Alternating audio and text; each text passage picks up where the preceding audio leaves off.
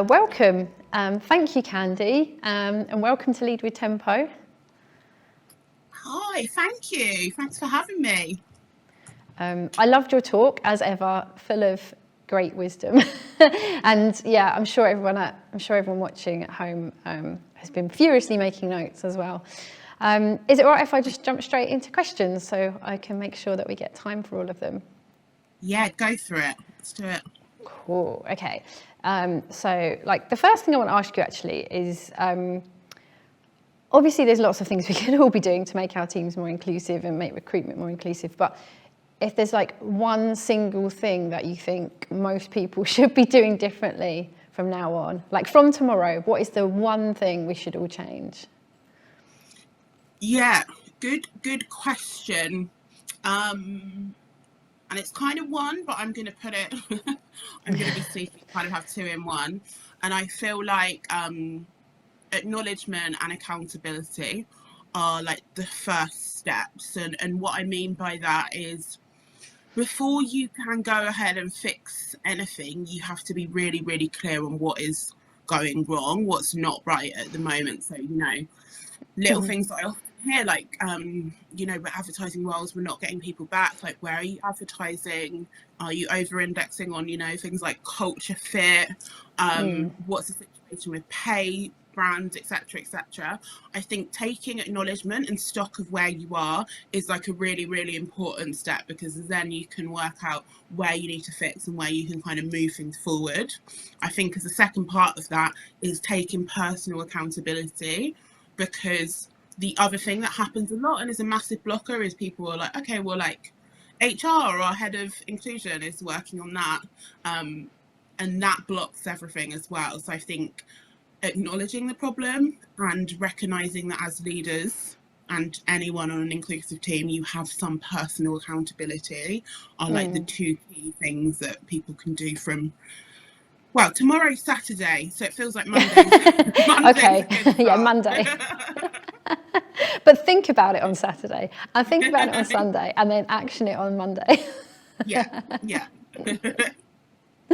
Okay, so we've got a question from Adam, and he's got a question about salary transparency, and he says, what are people's thoughts, I guess what are your thoughts, on managing visibility between advertising the salary range and also knowing that that's kind of visible internally too? He says he always used to argue that transparency was 100% key and still does with candidates, but as a leader, he's aware of the possible impact that transparency can have internally. 100%. I think, transparency is critical, but what I feel like, I think that sometimes leaders and sometimes HR teams aren't as clear on salary bands and the clarity there as is expected. So I think transparency is key, but also, for want of a better phrase, getting your ducks in a row internally is critical. So looking at the market, looking at what teams are on at the moment and being really clear on what that salary band should be, right? Because I think some salary bands are stuck in, honestly, pre-COVID feels like a whole world away, doesn't it? But yeah. You can be transparent about your band, but if your band hasn't been reviewed for 5 years and there's no plans of it being reviewed, that's as big a problem as salary transparency. Really recognizing how you're reviewing, what you're basing those salary bands on. Again, another one, transparency, really important, but we need to face it. And there was a great talk yesterday on if content designers are being paid less than product designers. Again, that's something that needs to be fixed as a priority as well, because all of the reasons I think that companies wouldn't be transparent about the salaries are as important to fix as being transparent about those. But I do think that one thing we can all do as leaders is look across your team and everyone you're managing, and it might be that you've kind of inherited people along the way or people that have been there longer, but really face into that as are these people paid within the bracket? If not, where can we move that? What can we do about that, etc. Yeah, sorry, that's a long old answer to the problem.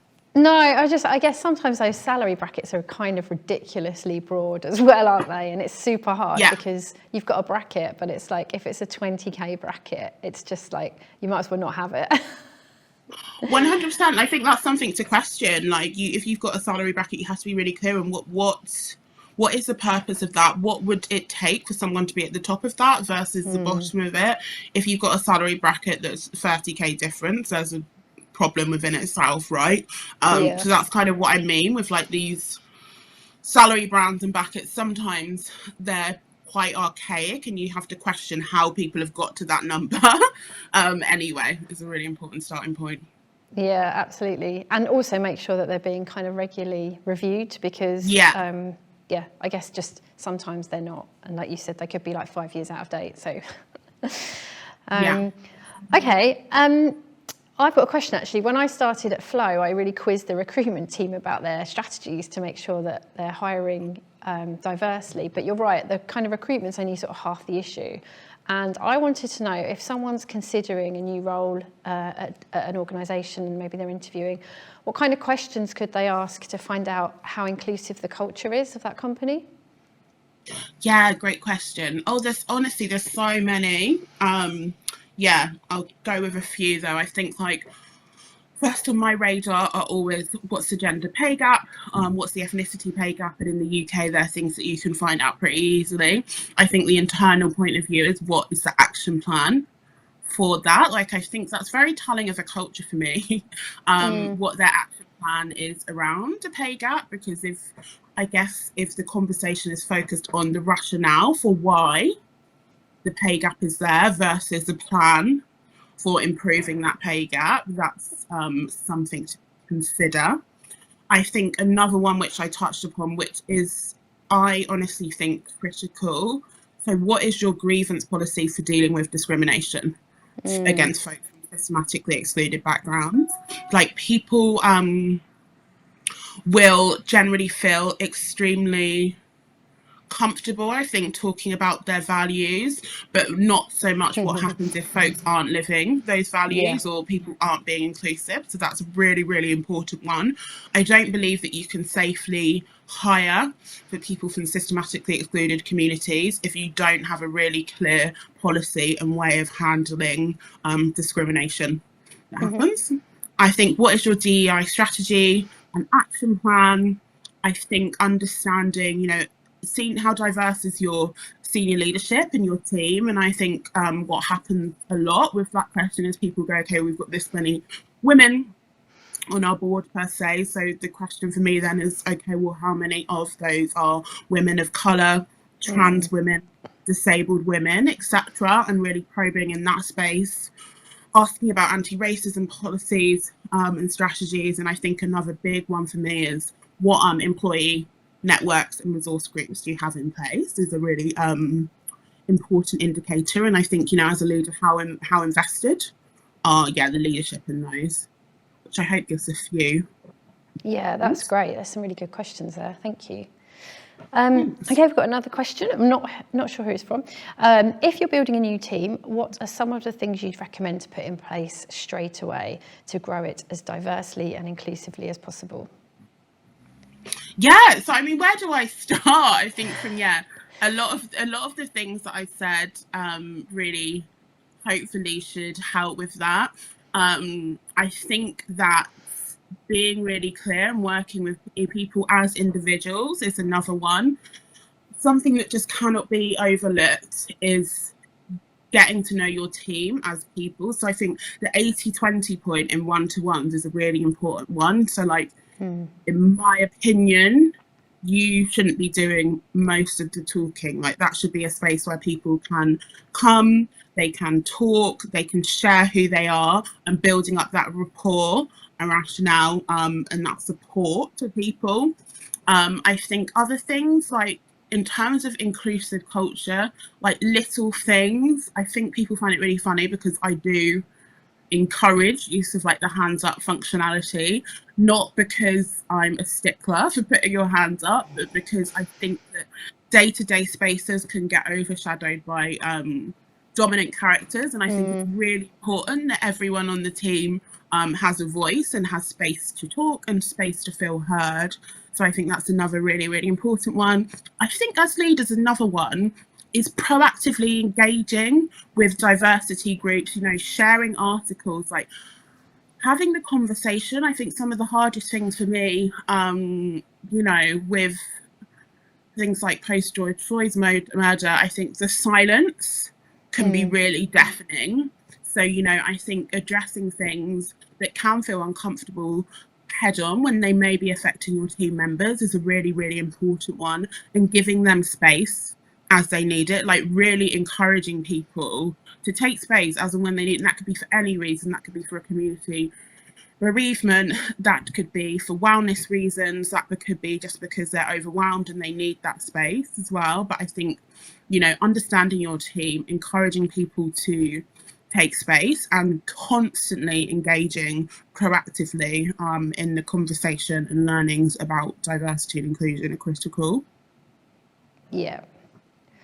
And I guess, like, if you start a new team from scratch, it's much easier to kind of set your position up straight away and be like, here are the things that we're going to do, here is the way we're going to behave to make sure that we build an inclusive team and that we build a diverse team. What about the other end of the spectrum? So what if you inherit a not so diverse and inclusive team? Like, let's say an extreme example of that might be you go and work at, this is very generalised as well, you go and work at a really old and stuffy insurance company full of middle-aged white men, but you really want to turn things around. How can you attract people into that environment? Because you kind of need to reach a tipping point where you're showing that you have that inclusion and diversity to attract people. So how can you be a catalyst for change in that kind of environment? Yeah, good question. I think one of the questions to that is, should you be? Because or just leave them. Just don't worry. I do think there's work to be done. I think what happens a lot is increasingly companies crave diversity, but they're not so inclusive. And I think that's the real thing. Like, diversity can easily become a numbers game, but it means nothing if your environment isn't inclusive. So I think if that's the point, it would be really, for me, understanding what the appetite for change is and why. Like, I used to find it fascinating, like everyone can go through these flurries where they talk about diversity, and I'm like, having that question with leaders, and it's like, why do you think it's important for the team to be diverse, and what does that mean for you? Because I think before you can start to make the team more diverse, you have to break down some of the unconscious biases. You essentially have to make sure that the space is a safe space for people to come into. If it's very homogenous, because it can be, and I think, as someone who's been, the only or one of the only Black women in teams, it can be really overwhelming to be, the first diversity hire, whatever. So I think, the time is as well spent almost doing the discovery and doing the groundwork for like a bit of time to put some things in place before you start to put the numbers out there and bring people in, because you don't want to bring people in and then they leave because they don't feel their voices heard. They feel really different. They feel, uncomfortable in that space. So I think, it's starting with looking inwards, maybe before like looking outwards so much. But I do hear you. I think there is a tipping point, and the thing is, when you start to bring more diverse members in the team, over-indexing on making sure that they feel safe, supported, have all that they need, because it's going to be an uncomfortable position potentially for people if they are in that environment, that hypothetical environment. Okay, I've got time for one last quick question, which is a good one actually. It came in on our Miro board. What's the best but respectful and educational retort to we need to get the best person for the role? Oh, I don't. Do you know what? I feel like I only have slightly sarcastic retorts. So there will be I can't imagine that at all. There will be loads better ones, but I always love to break that. Honestly, I love that question, because I'm like, what do you feel like the best person for the job is like? And for me, like, the fundamental thing that is so problematic, because what you're trying to get to is like, why wouldn't the best person for the job be someone who's Black, trans, disabled, etc. Yeah. But I think that one of the things that can help mitigate that is, in terms of best person for the job, it's really going back to, okay, so this is what we've outlined as our ideal candidate in our criteria. Is there anything you think is missing from this that would denote that best person for the job? Because that's what you need to get away from. It's the same with culture fit, right? That subjective view in people's head, you need to get that objectively down on Yeah. paper. And I think it's actually really important with that to have that conversation with people. And also with things like that, that is a problematic phrase, and it is at best a microaggression. So I think Yeah. being able to challenge that and have that conversation, also help people understand why that's not a super appropriate thing to say and how it can make people feel, is a really important conversation to have as leaders, for sure. Definitely. Cool. Well, we're out of time, but thank you so much for joining us, Candi, again. I promise next time we chat, it will be in person with wine, because we've been saying that for ages, Oh my but gosh. we really are going to do Yes. it. 100%. I'll bring crystals and we can drink wine. That sounds excellent. So yeah, thank you for joining us and enjoy the rest of the conference. Thank you so much. Thank you. See you soon.